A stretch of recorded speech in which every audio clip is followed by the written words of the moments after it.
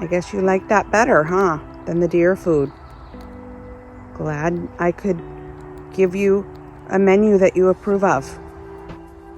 You're welcome. I love you. Today's divine intervention just led me to spend more time with the 2 rescue horses that I've been working with on building trust and the relationship with overcoming self-fear and self-doubt.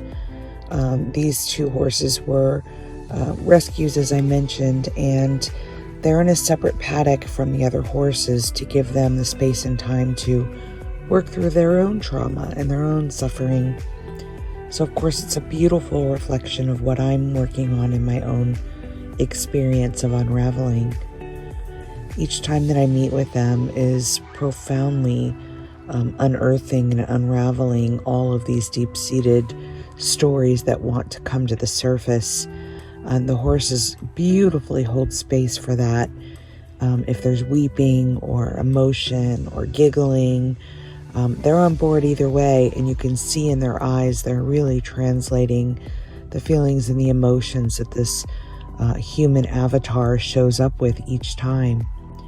As I bring them their favorites of carrots and apples, certainly they come for that, but what I'm noticing more than ever is they hear my car, they see me, and they come running. And even if I have food in my hands, they often don't take that first. They want the cuddle and the touch and the eye looking. And even if I have the carrot right in front of their mouths, they turn to me first. And it's such a beautiful exchange of energy because it's so unconditional. When we meet people with this type of unconditional love, that's all we can receive in return. Everything in this experience is duality and thus a mere reflection of what we are being. As we arise, as Rumi speaks of in the guest house, there are all these visitors throughout the day. They're peppered and sprinkled in because they're intended to show us what we're believing in that now moment. They're not here to harm us. They're here to invite us to look a little closer. And yesterday, as I was moving about my day, I felt this divine calling to go to my next extended fast. I do these regularly throughout the year, and I'm a faster all the time. I can share the link in my comment section about my fasting journey, which began in 2017. It started with healing autoimmune diseases that I had accumulated over probably a 10-year period since returning from New Zealand. And it also was allowing me to look more closely at my relationship with food and my body and body dysmorphia and many things that needed to unravel since my molestation at 3 years old. These are weights that seem to have been carried in the physical body, not wanting it to be perceived as desirable or worthy, to create barriers to love.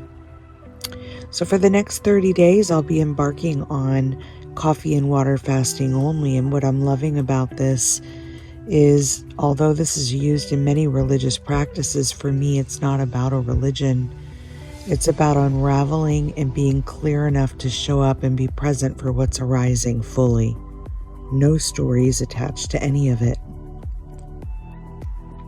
As I do these extended fasts, I see that clarity arise in this awareness. The avatar of Kelly is able to balance the thought constructs and the stories that are trying to create, as there's no longer all this noise and distraction going on.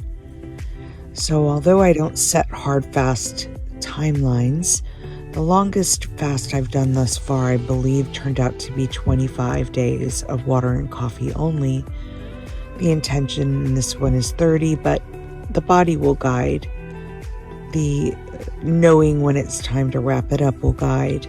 This isn't about a weight loss journey. It's not about healing anything anymore, because all of those diseases are now in remission, thank heavens. This is about allowing the space for clarity to be the widest, most audible space for the avatar to be able to settle more deeply into the unraveling, the healing, and the awareness. Thanks for following along. I'll share in my upcoming snippets how it's going. Much love.